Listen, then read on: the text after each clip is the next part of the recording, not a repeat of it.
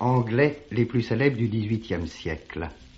La tradition philosophique a conservé de son œuvre essentiellement deux points. D'une part, la théorie de l'association des idées, où Hume nous montre comment une idée ou une sensation évoque une autre idée. Et d'autre part, son analyse célèbre du principe de causalité. Mais si l'on considère l'ensemble de son œuvre, et si on la replace dans le cadre général du XVIIIe siècle, on voit sans doute que la portée en est beaucoup plus grande et surtout autre. D'abord, les titres seuls de ses ouvrages, Traité de la nature humaine, Enquête sur les principes de l'entendement, Enquête sur les principes de la morale, Discours moraux et politiques, enfin des ouvrages sur l'histoire d'Angleterre et des ouvrages d'économie politique dont Hume doit être considéré comme un des fondateurs, montrent que son souci constant ne concerne pas le point de vue de la connaissance. Le plus important pour lui, ce n'est pas l'analyse de l'association des idées, ni même l'analyse de la causalité. Le plus important pour lui, c'est sûrement l'histoire, le droit, les institutions, la législation, c'est-à-dire tout le domaine d'une pratique de l'homme dans la société. Dans la philosophie moderne, il est souvent arrivé que l'on prie l'associationnisme, la théorie de l'association, comme victime et comme cible favorite. Mais ceci a toujours été à condition de la mutiler. Dans l'esprit d'Hume et dans toute son œuvre, l'association des idées et la doctrine de la connaissance n'est jamais qu'un thème subordonné qui trouve son sens seulement dans l'histoire, dans le droit, dans la législation, dans la pratique de l'homme. Et par là, Hume appartient au XVIIIe siècle. L'essence de l'homme, selon lui, n'est pas dans la connaissance.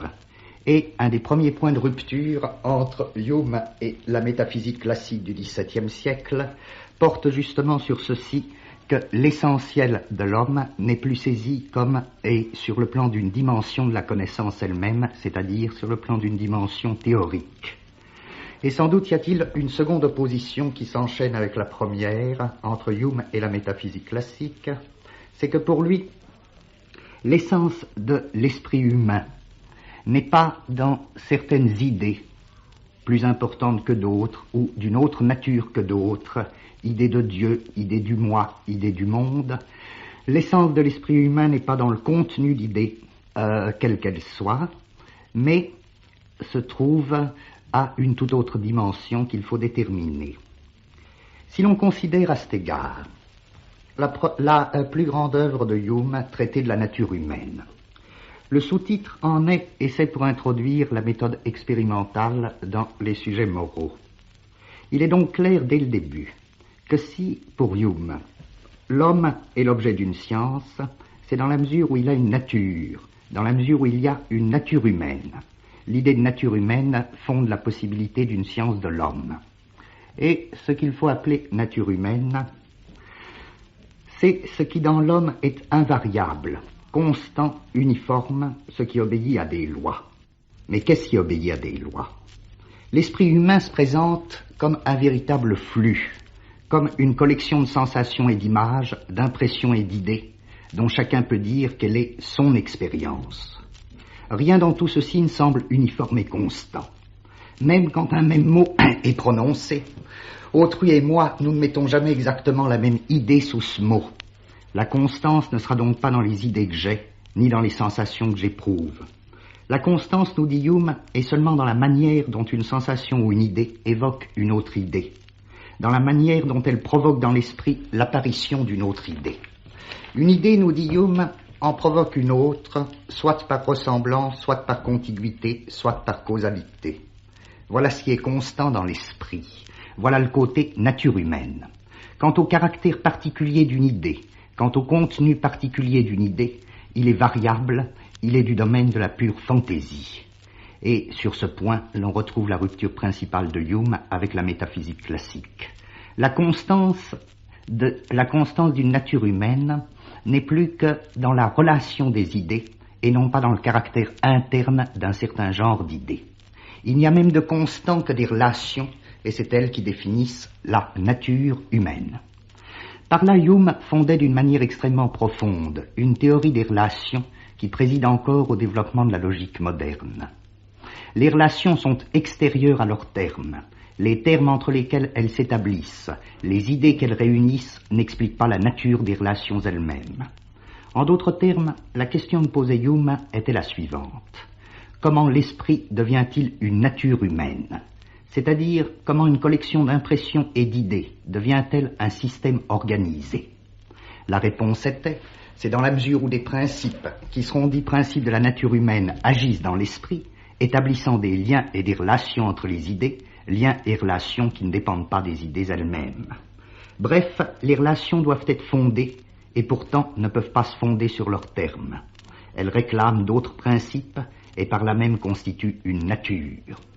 Si nous prenons un exemple, nous retrouvons la théorie humienne de la connaissance. Hume pense, et par là renverse la tradition précédente, que la connaissance doit être pensée en termes d'action. Connaître, essentiellement, c'est dépasser. C'est dépasser ce qui est donné, c'est dire plus que ce qui est donné, c'est affirmer plus qu'on ne sait. Hume nous dit, c'est croire. Si je dis le soleil se lèvera demain, ce qui m'est donné, c'est seulement les 1000 fois où j'ai vu que le soleil se levait. Mais je dis plus dans la proposition vraie, le soleil se lèvera demain. J'affirme qu'il se lèvera demain, et par définition, demain c'est ce dont je n'ai pas l'expérience, c'est ce qui n'est pas encore donné.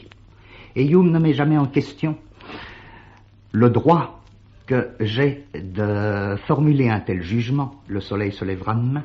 Il demande simplement sur quel principe se fonde un tel jugement, une fois dit que le principe d'un jugement concernant toujours, nécessaire ou demain, ne peut pas venir du donné, puisqu'au contraire, il est condition de toute affirmation portant sur le donné. Le problème de la connaissance est donc posé par Hume sous la forme suivante. Quels sont les principes qui fondent un tel dépassement du donné ? La connaissance devient ainsi un fait de la nature humaine.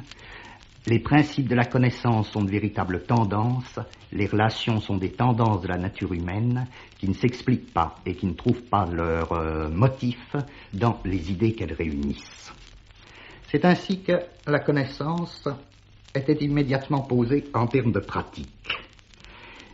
Dans la mesure où connaître était dépasser le donné, le secret de la connaissance était en même temps dans des principes de la pratique. Seulement, ce ne sont pas ces principes d'association même, principes de la connaissance, qui rendent compte et qui nous donnent le dernier mot de la nature humaine. Que la connaissance soit une pratique nous introduit à un autre domaine. Hume sera un des premiers philosophes à élaborer une théorie de la probabilité et du calcul des probabilités. Mais le résultat d'une telle théorie est précisément de subordonner la connaissance à autre chose qu'elle, et de mettre la relation causale, la relation cause-effet, au service d'une relation plus complexe, plus définitive, la relation moyen-fin. C'est que, nous dit Hume, développant une idée extrêmement subtile, les relations qui constituent la connaissance elle-même restent toujours équivoques, parce qu'elles se lisent dans les deux sens, parce qu'elles sont réversibles. Dire qu'une chose ressemble à une autre implique que l'autre ressemble à la première. Donc les relations n'ont pas en elles-mêmes leur sens, leur direction. Il faudra pour donner un sens aux relations, une irréversibilité nécessaire à l'action, il faudra d'autres principes de la nature humaine que les purs principes d'association. Ces autres principes seront le principe de plaisir, selon lequel l'homme recherche son plaisir, et le principe d'utilité, selon lequel l'homme agence des moyens dans cette recherche et pour cette recherche. Or, c'est sur ce nouveau plan, une fois dit que la connaissance lui est subordonnée, que la nature humaine va révéler son fond ou son secret. La connaissance est donc au service de la pratique, et la pratique ne se découvrira pas directement dans l'analyse du rapport cause-effet, mais dans l'analyse du rapport moyen-fin. De quoi s'agit-il dans ce rapport moyen-fin ? La raison, selon Hume, est faculté pratique en ce sens qu'elle est essentiellement instauration de moyens, faculté d'agencer des moyens. Mais quel problème pratique a-t-elle à résoudre ? La nature humaine, dans la mesure où elle est soumise au principe de plaisir, où elle est recherche du plaisir, Hume nous explique que elle ne se présente pas comme égoïsme. Hume tient beaucoup à l'idée en s'opposant à certains de ses contemporains, que l'homme n'est pas essentiellement égoïsme, mais plus profondément partialité. L'homme n'est pas égoïsme, c'est-à-dire n'est pas indifférence à ses semblables, mais dispose d'une sphère naturelle de sympathie. Seulement, cette sympathie naturelle est en même temps une sympathie naturellement limitée. L'homme naturellement sympathise avec ses proches, ses parents, ses semblables. Et avec ses proches, ses parents, ses semblables, nous retrouvons l'action des trois principes d'association, la ressemblance, la contiguïté, la causalité. Si bien que, à la fois, la nature humaine pose une sorte d'exigence morale avec la sympathie, une sorte de fin naturelle, mais cette fin naturelle et cette exigence, elle est elle-même incapable de la satisfaire. En effet, la sympathie se présente comme une fin, puisqu'elle est déjà autre chose qu'égoïsme, puisqu'elle est aussi dépassement, et en même temps cette fin elle est incapable de la satisfaire parce que les sympathies de l'un contrarient les sympathies de l'autre. Si bien que le problème moral devient un problème des rapports de la nature et de l'artifice. Le problème moral consiste dans la tâche d'organiser, de construire artificiellement un monde objectif qui permette aux sympathies naturelles de dépasser leur propre partialité. Le problème moral consiste à étendre la sympathie, consiste à construire un monde artificiel, tel que la sympathie surmonte sa propre partialité, dans l'instauration d'un monde de la législation. Cette idée, on la trouve à la fois commune à beaucoup d'auteurs du XVIIIe siècle et en même temps marquée par l'originalité d'Hume.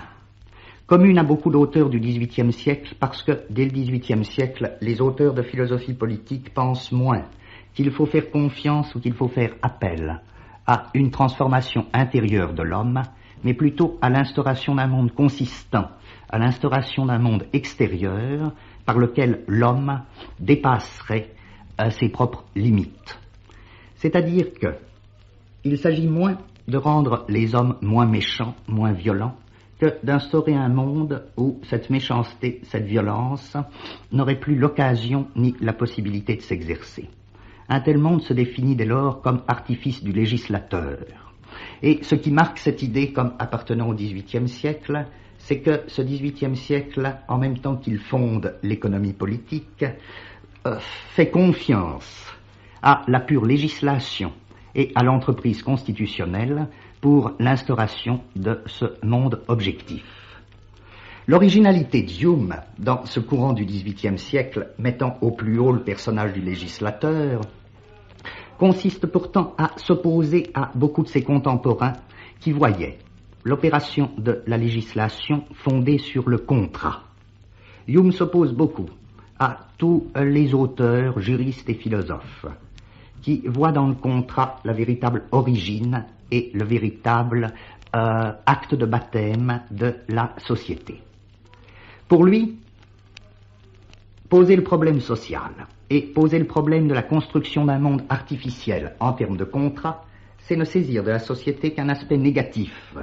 En effet, le contrat est avant tout l'imitation et porte et se présente comme une sorte de négation des égoïsmes.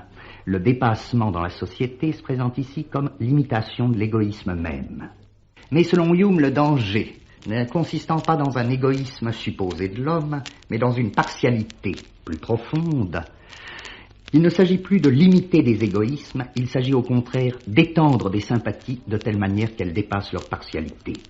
Dès lors, l'essence de la société, selon Hume, n'est pas dans le contrat, mais à proprement parler dans l'institution, c'est-à-dire dans un système de moyens positifs inventés que Hume appelle la règle générale.